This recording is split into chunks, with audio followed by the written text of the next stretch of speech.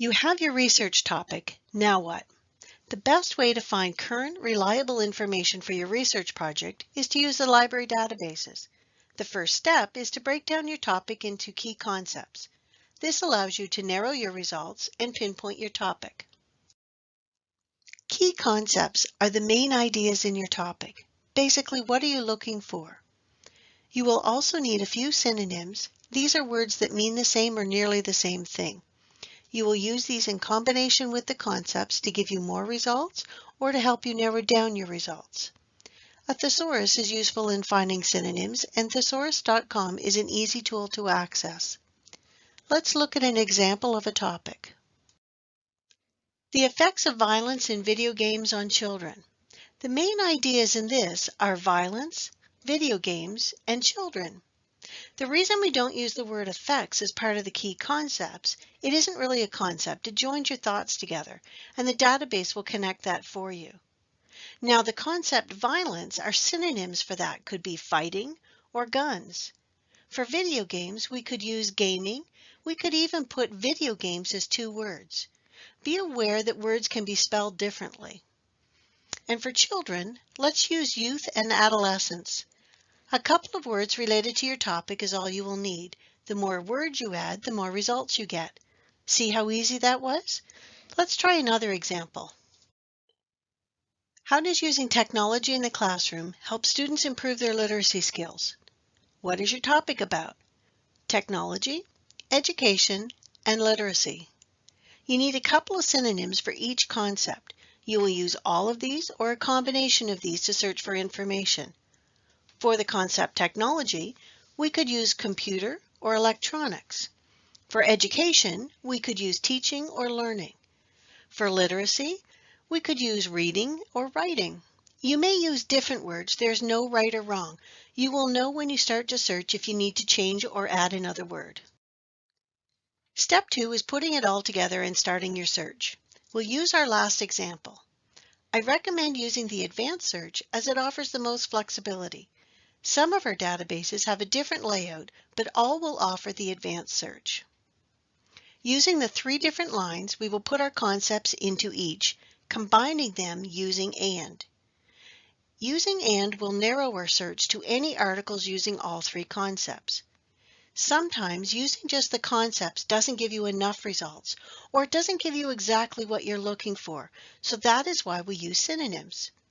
We can add the synonyms for each concept in the same line, combining them with the word OR. Using OR will give us more specific results. Now let's click on Search and see our results. Now don't panic when you see close to 30,000 results. This is actually a good place to start. It is much easier to start broad and narrow down your results than to start too narrow and not have enough. Before we start, you should glance through your first page and see if you're on the right track. If you're off topic, go back and change one or more of your keywords or synonyms. Once you're seeing better results, you can start to use the limiters and narrow down your topic. Some of our databases have a different layout, and the limiters are on the other side of the screen, but all will filter your results in the same manner. The first limiter we will use will be full text.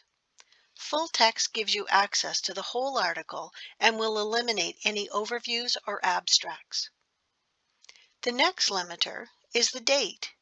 The last 10 years is a good general rule, but this will depend on your topic or your instructor's guidelines. I recommend checking your results. Look at each article with each change and make sure you're not filtering anything out unexpectedly. Another filter choice is the source type. Here you have academic journals, newspapers, magazines, and more. Yet let's use journals for this example. Next, let's look at the subjects. I would suggest going right to Show More. This is where you can check anything that might apply to your topic. You can choose as many or as few as you would like. Remember, research takes time and effort, so the more you use the databases, the easier it becomes. If you need help, we're only an email away. Once you find an article that might be useful, you can either click on the title for more information or go directly to the full text. Sometimes it takes a minute for your computer to work. The toolbar on the right will give you several options, such as saving with Google Onedrive, printing, emailing, or saving to your folder. Now this one you need to be careful.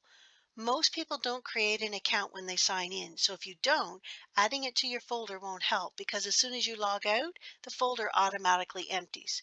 So use one of the other features to save it. Remember that 30,000 results we started with? It's hard to search a few weeks later when your assignment is due and you've forgotten which search terms you've used. Now, one of the most used features is the citation tool.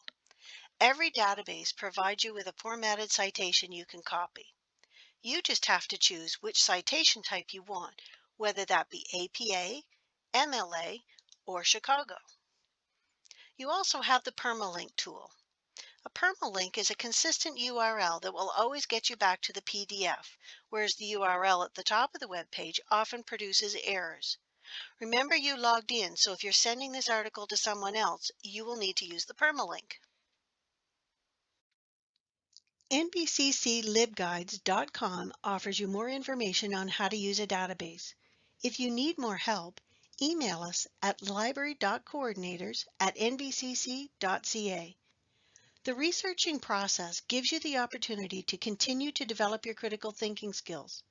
This will help you in your career, your personal life, and your future. So happy researching!